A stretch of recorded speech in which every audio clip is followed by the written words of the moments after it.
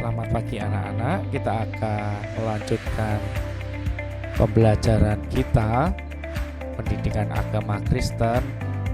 Pagi ini kita akan belajar tentang saling mengasihi dan menolong di dalam anggota keluarga. Tetapi sebelum kita masuk ke materi, kita akan bernyanyi terlebih dahulu. Kita akan memuji Tuhan. Yesus itulah satu-satunya. Yesus itu penolong yang sungguh, dan Dia akan kembali mengangkat kita semua.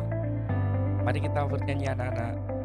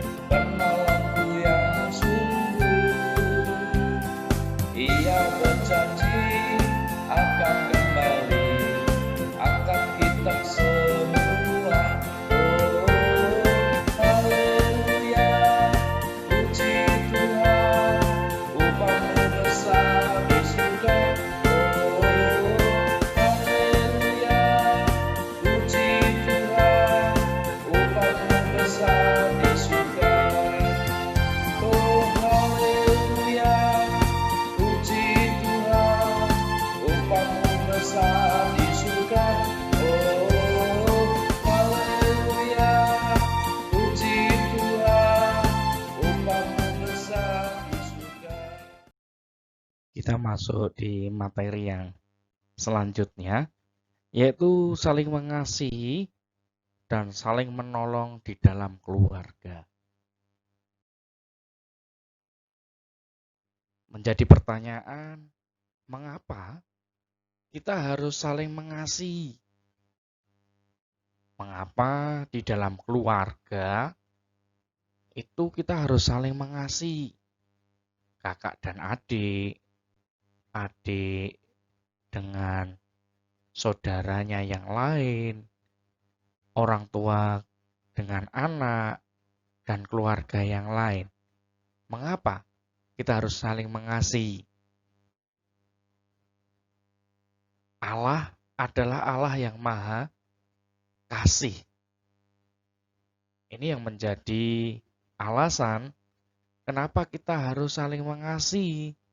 Karena Allah yang kita sembah, Allah yang menjadi juru selamat kita, itu Allah yang maha kasih. Dan manusia itu diciptakan sesuai dengan gambar dan rupa Tuhan. Seperti yang materi sebelumnya, manusia diciptakan sesuai dengan gambar dan rupa Allah, artinya manusia memiliki sifat-sifat seperti Allah. Salah satunya adalah kasih. Jadi ini menjadi alasan yang sangat penting kenapa kita harus saling mengasihi. Karena manusia diciptakan memiliki sifat seperti Allah. Saling mengasihi. Kita mau melihat contoh cerita Alkitab tentang mengasihi. Anak-anak pernah dengar tentang cerita Esau dan Yakub? Esau dan Yakub adalah saudara kembar. Ayah mereka bernama Ishak dan ibu bernama Ribka. Esau marah kepada Yakub karena Yakub mencuri berkat warisannya. Hal tersebut membuat mereka terpisah dan tidak bertemu selama 20 tahun. Setelah 20 tahun, Esau dan Yakub bertemu dengan penuh kasih. Tidak ada rasa dendam dalam hati mereka, karena mereka sudah saling memaafkan. Kita mau perhatikan sama-sama video ilustrasi atau video tentang Esau dan Yakub. Kita perhatikan.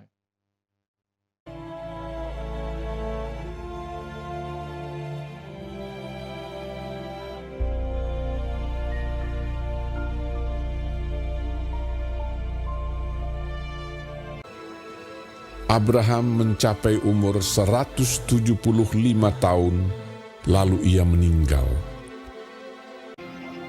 Setelah Abraham mati, Allah memberkati Ishak, anaknya itu, dan Ishak diam dekat sumur Lahai Roi. Dan Ishak berumur 40 tahun ketika Ribka, anak Betuel, saudara perempuan Laban orang Aram itu, diambilnya menjadi istrinya. Berdoalah Ishak kepada Tuhan untuk istrinya, sebab istrinya itu mandul. Tuhan mengabulkan doanya, sehingga Ribka istrinya itu mengandung. Tetapi anak-anaknya bertolak-tolakan di dalam rahimnya, dan ia pergi meminta petunjuk kepada Tuhan. Firman Tuhan kepadanya, "Dua bangsa ada dalam kandunganmu, dan dua suku bangsa akan berpencar dari dalam rahimmu. Suku bangsa yang satu akan lebih kuat dari yang lain, dan anak yang tua akan menjadi hamba kepada anak yang muda." Ishak berumur 60 tahun pada waktu mereka lahir. Memang anak kembar yang di dalam kandungannya. Keluarlah yang pertama, warnanya merah. Seluruh tubuhnya seperti jubah berbulu.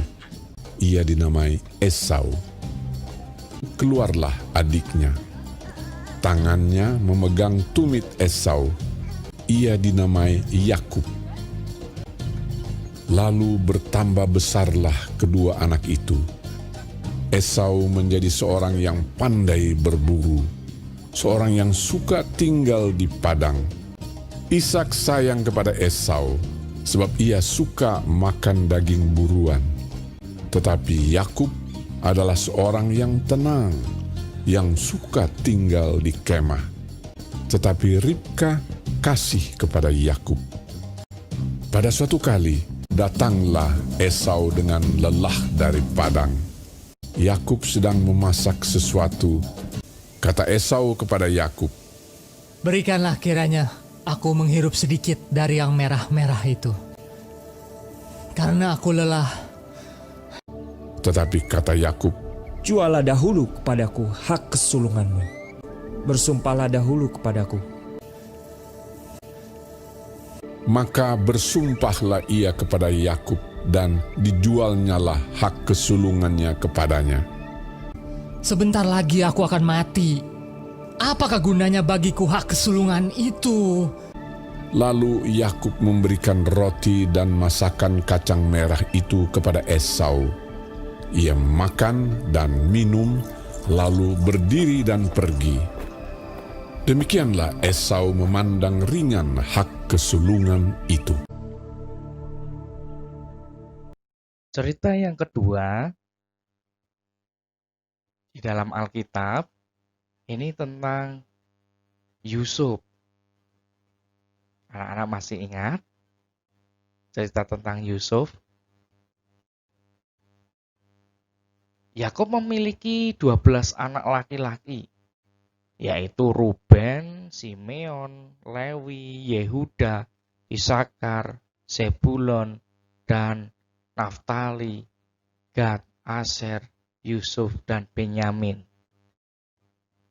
Yakub lebih mengasihi Yusuf dibandingkan anak-anaknya yang lain. Hal ini membuat ke-10 kakak Yusuf merasa iri hati. Kemudian Yusuf dimasukkan ke dalam sumur kering dan menjual Yusuf ke pedagang Midian yang hendak ke Mesir. Di Mesir, Yusuf dibeli oleh Potifar dan menjadi budaknya. Suatu hari Yusuf dimasukkan ke penjara karena difitnah oleh istri Potifar. Jadi kalau kita lihat, Yusuf ini penderitaannya luar biasa ya, karena iri hati dari saudara-saudaranya. Di dalam penjara, Yusuf tetap taat dan setia kepada Tuhan. Tuhan memberkati Yusuf dengan kemampuan mengartikan mimpi. Oleh karena itu, Yusuf disebut juru mimpi. Keberhasilan Yusuf mengartikan mimpi Fir'aun membawa Yusuf menjadi raja muda di Mesir. Yusuf berhasil menyelamatkan bangsa Mesir dari bencana kelaparan. Ketika bencana kelaparan terjadi, Yakub menyuruh anak-anaknya untuk membeli gandum ke Mesir. Ini adalah saudara-saudaranya Yusuf. Akhirnya Yusuf bertemu dengan saudara-saudaranya. Namun saudaranya tidak mengenal Yusuf karena penampilannya telah berubah. Di sini Yusuf tidak menyimpan dendam. Akhirnya Yakub dan keluarga pindah ke Mesir dan menempati tanah Goshen.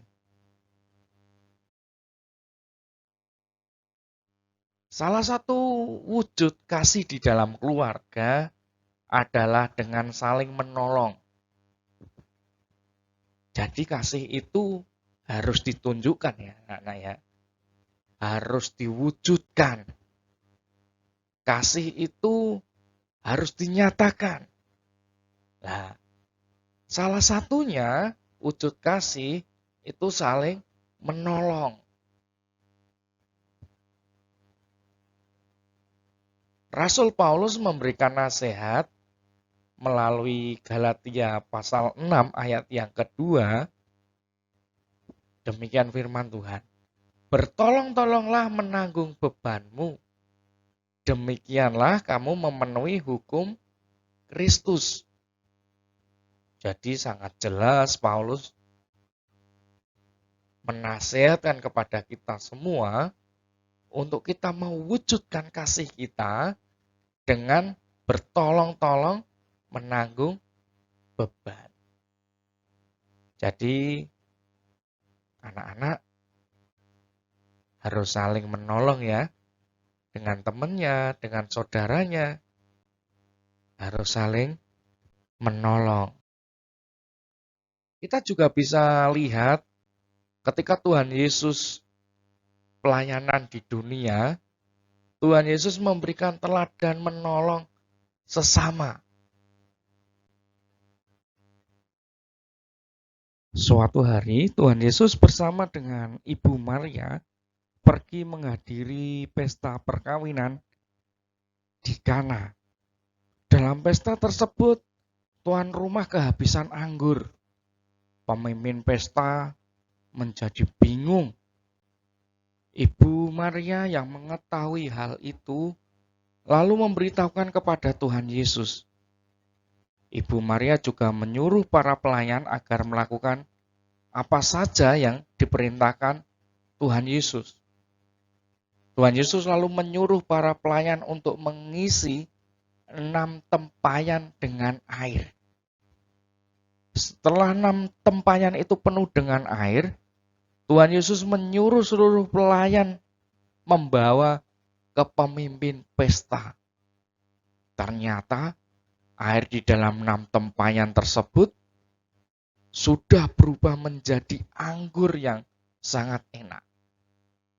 Ini mukjizat Tuhan Yesus yang pertama mengubah air menjadi anggur.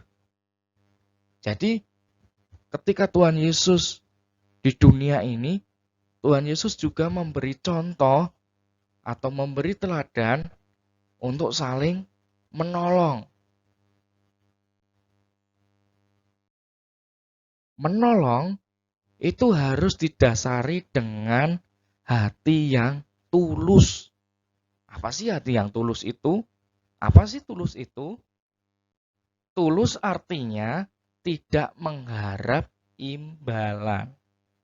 Jadi ketika kita menolong orang lain, kita lakukan dengan tulus. Tidak mengharapkan imbalan orang lain. Tidak mengharapkan orang tersebut akan memberi imbalan atau menolong kita. Balik, tidak. Tetapi menolong orang lain. Yang didasarkan dengan kasih Tuhan. Pasti juga tulus. Tidak mengharapkan imbalan. Sekarang, Pak Heru minta kalian kerjakan Jamrud halaman 25 sampai 27. Kalian lihat lembar pengamatan sikap dan lembar pengamatan sosial.